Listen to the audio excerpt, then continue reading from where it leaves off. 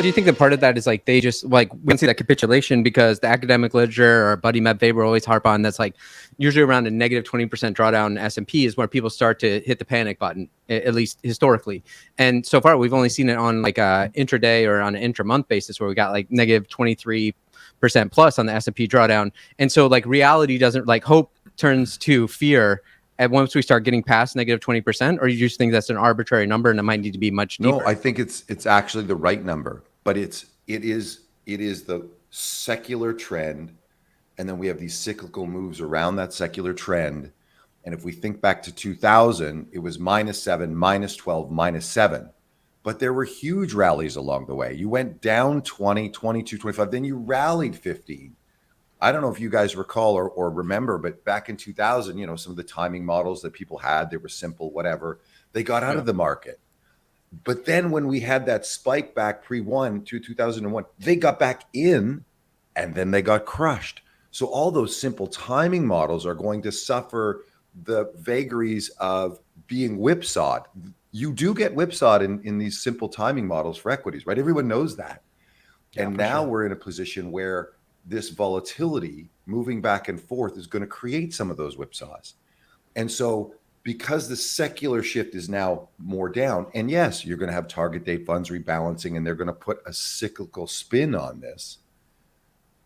But the major trend, the major muscle movement here is in the opposite direction.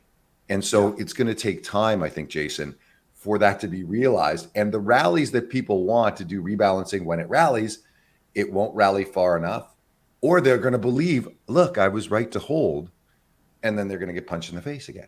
Yeah. Well, it's incredibly painful. If you actually look at the granularity, like you were saying, between 2000 and 2002, I believe there's 6 or 7 like dead cat bounce rallies that were plus 20%. So can you imagine like trading through, like you're just going to get your face ripped off. No, I think people are not used to those types of bear markets, right? Those long kind of multi-phased bear markets like we had from 2000, 2003. They're used to these waterfall crashes, and anyone who's kind of trading trend equity type strategies, I think a lot of people have kind of calibrated models to those types of crashes. And this type of market, which is kind of this multi-phased, long drawn out type of phenomenon, is, just extremely destructive for those types of models that are tuned to those waterfall crashes. And there's also going to be something that's very different in this cycle is the difference within even the S&P 500 sectors, right? The last 10 years has been liquidity on, liquidity off. There's been very little variance between the different sectors, different securities.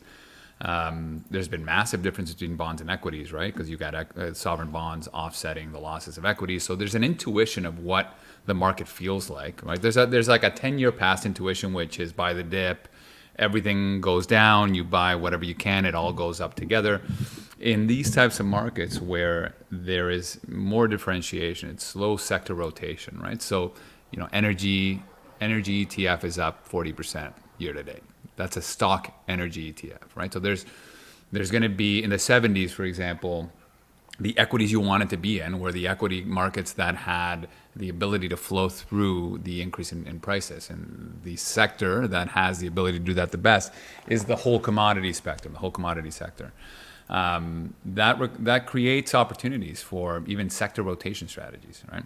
If we are trying to time the S&P, like, I don't know, there's a few providers out there just trying to time that one equity line, that's a problem. But if you're actually looking at dispersion opportunities that used to work in the 2000 to 2010 period and certainly worked in the 70s, then I think you're going to find it and you're going to see a lot more value. But we have to, like Mike said, people need to rewire themselves. And that's the last 10 years. The addition of inflation as another dynamic, people need to rewire themselves for the last 40 years. And by people, I mean individuals, foundations, corporations, and pension plans, right? What CIO today, or what percentage of CIOs today have their lived experiences in the 70s versus being from 0. 1981 to now?